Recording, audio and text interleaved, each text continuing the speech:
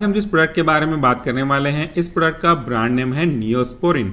और इस नियोस्पोरिन की अगर हम कैटेगरी देखेंगे तो इसी के नीचे लिखा हुआ है, इसकी कैटेगरी है एंटीबायोटिक पाउडर। इसे हम एंटीबायोटिक पाउडर भी बोलते हैं और मोस्ट ऑफ द केसेस इसे हम डस्टिंग पाउडर भी बोलते हैं। लेकिन इससे पहले कि हम इस नियोस्पोरिन के एक्टिव कॉन्स्टिट्यूएंट के बारे में देखना और समझना शुरू करें उनकी फार्माकोलॉजी को, मुझे आपको दो वर्ड का मतलब समझाना है। पहला वर्ड होगा एंटीबायोटिक पाउडर और दूसरा, जिसे मैंने सिनोनिम्स के रूप में यूज किया, डस्टिंग पाउडर। सबसे पहले समझ लेते हैं एंटीबायोटिक पाउडर का।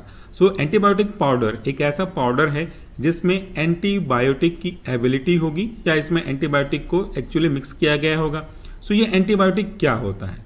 एंटीबायोटिक ऐसे एजेंट होते हैं जो किसी न किसी मैक्रोऑर्गेनिज्म से डेराइव किए जाते हैं और एक स्पेसिफिक मैक्रोऑर्गेनिज्म की ग्रोथ को या तो स्टॉप करने या तो उसे पूरी तरह से किल करने में यूज करते हैं।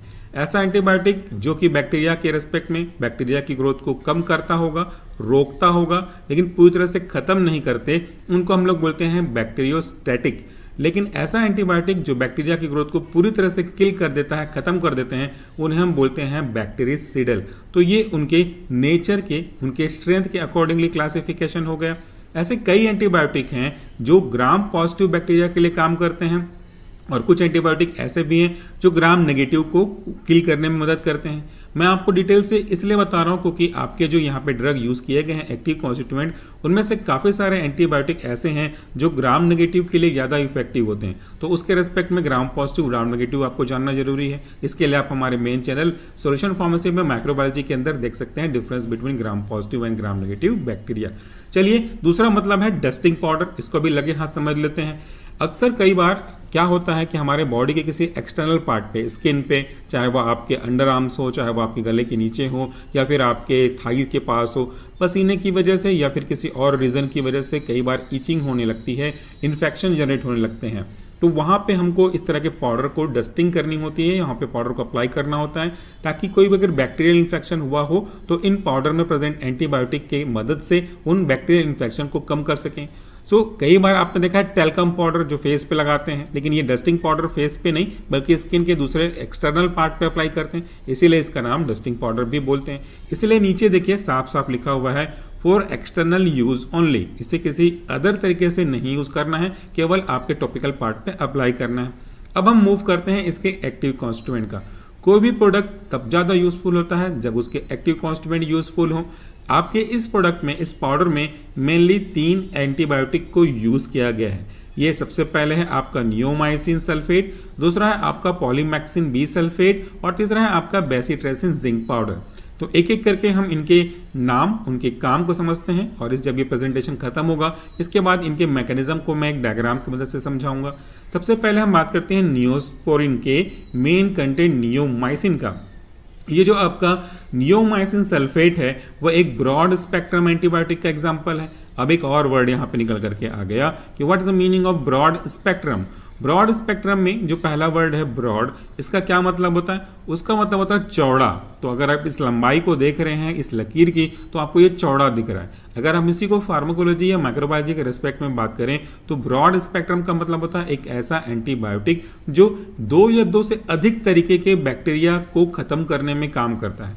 ध्यान से सुनिएगा, मैं 1 या 2 गिनती के बैक्टीरिया की बात नहीं कर रहा, मैं 1, 2, 3, 4, 5 ज्यादा से ज्यादा टाइप्स ऑफ बैक्टीरिया की खत्म करने के ऊपर की भी बात कर रहा हूं।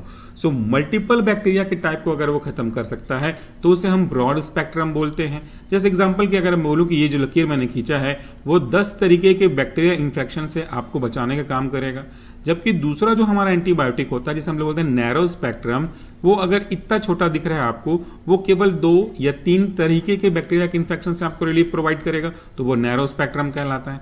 ब्रॉड स्पेक्ट्रम मतलब जो ज्यादा तरीके के बैक्टीरिया के इन्फेक्शन से आपको रिलीफ प्रोवाइड करे वो आपका ब्रॉड स्पेक्ट्रम कहलाता है। फिर देखिए इसका जो मैकेनिज्म ऑफ एक्शन है, यानी कि हमारे नियोमाइसिन सल्फेट का काम करने का तरीका क्या है, वो बैक्टीरिया के प्रोटीन सिंथेसिस को इनिबिट करते हैं।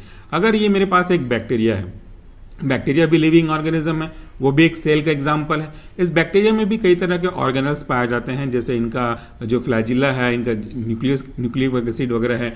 हर एक बैक्टीरिया को सर्वाइव करने के लिए कुछ ना कुछ स्पेसिफिक प्रोसेस को फॉलो करना पड़ता है। उनमें से एक है प्रोटीन की सिंथेसिस, क्योंकि प्रोटीन जो है वो किसी भी सेल का एक बिल्डिंग ब्लॉकिंग मटेरियल होता है।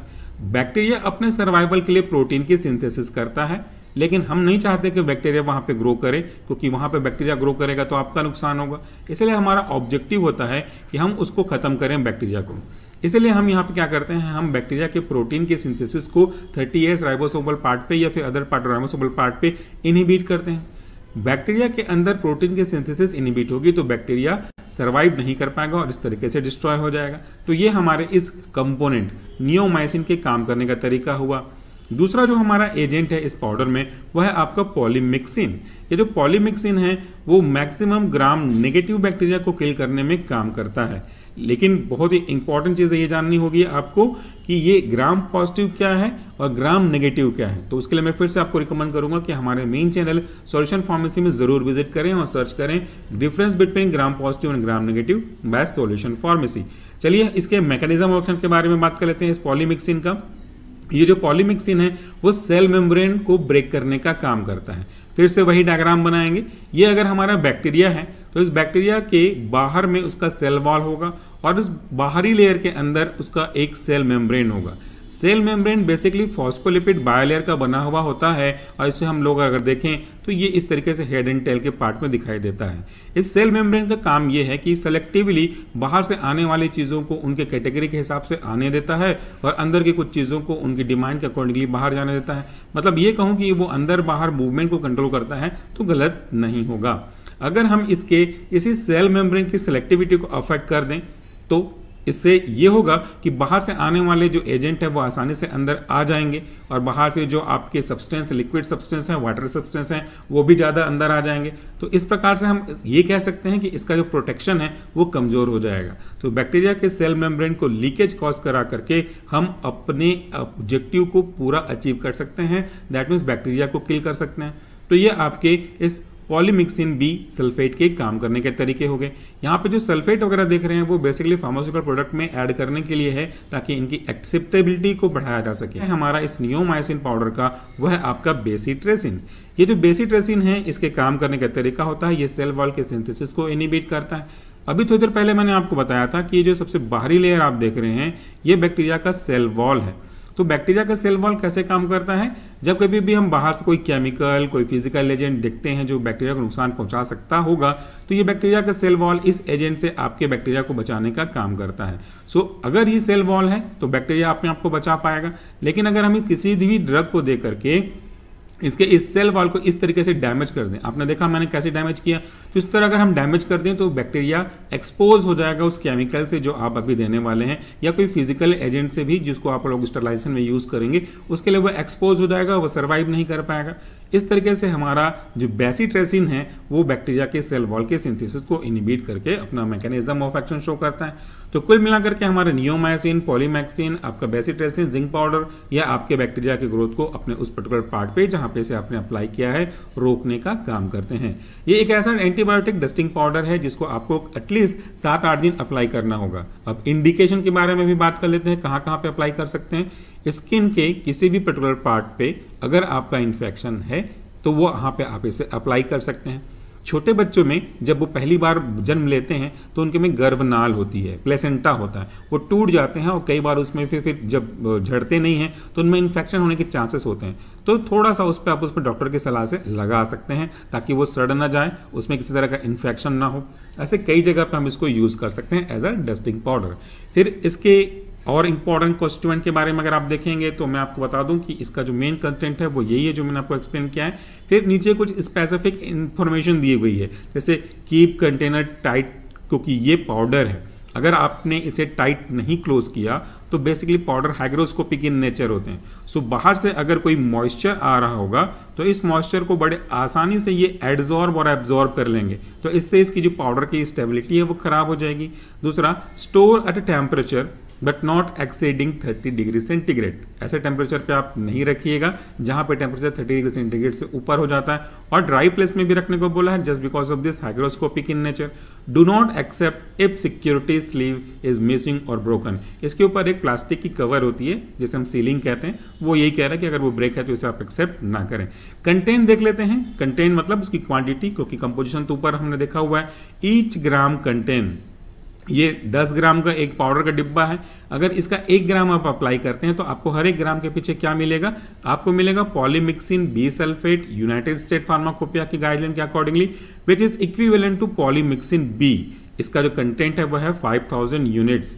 इसके बाद जो दूसरा कंटेंट है वह हमारा बेसिट्रेसिन जिंक और ये जो आपके बेसिट्रेसिन जिंक है वो आईपी यानी कि इंडियन फार्माकोपिया को फॉलो करके बनाया गया है। इसका क्वांटिटी इक्विवेलेंट टू बेसिट्रेसिन है और ये है आपका 400 units.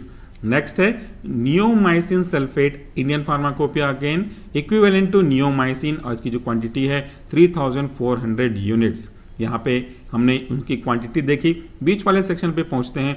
To be used as directed by physician, जैसा आपके डॉक्टर आपको सजेस्ट कर रहे हैं आपको उसी के हिसाब से यूज करना है। Keep out of the reach of children, obviously हर किसी प्रोडक्ट को हमको बच्चों से दूर रखना है। और ये जो प्रोडक्ट आप देख रहे हैं इसे मैन्युफैक्चर किया गया है जीएसके के द्वारा, that means Glaxo Smith kind pharmaceutical limited के द्वारा। यहाँ पे हर एक इन्फॉर्मेशन है उनके एड्रेस का, तो अगर आप चाहते हैं तो वहाँ से देख सकते हैं, क्यूआर कोड को स्कैन कर सकते हैं। बाकी इसका मैन्युफैक्चरिंग डेट, इसकी एक्सपायरी डेट और इसका रिटेल प्राइस आप यहाँ पे तीसरे सेक्शन में देख सकते हैं। इस पाउडर का जो प्राइस है वह 78 रुपीज़ 20 पैसे। सो आज का जो प्रोडक्ट है वह एंटीबायोटिक पाउडर, जिसे हम डस्टिंग पाउडर भी कहते हैं, और एक काफ़ी ज़्यादा यूज़फुल है। तो एक छोटा सा डब्बा है, ज़्यादा बड़ा भी नहीं है, आप ये देख सकते हैं 10 ग्राम का है। इसे अपने फर्स्ट एड बॉक्स में जरूर रखें और कभी भी किसी तरह का इन्फेक्शन या फिर पस फॉर्मेशन होता है तो वहाँ से उसे अप्लाई कर सकते हैं। So friend, that's all for the day. Thank you so much for watching this video.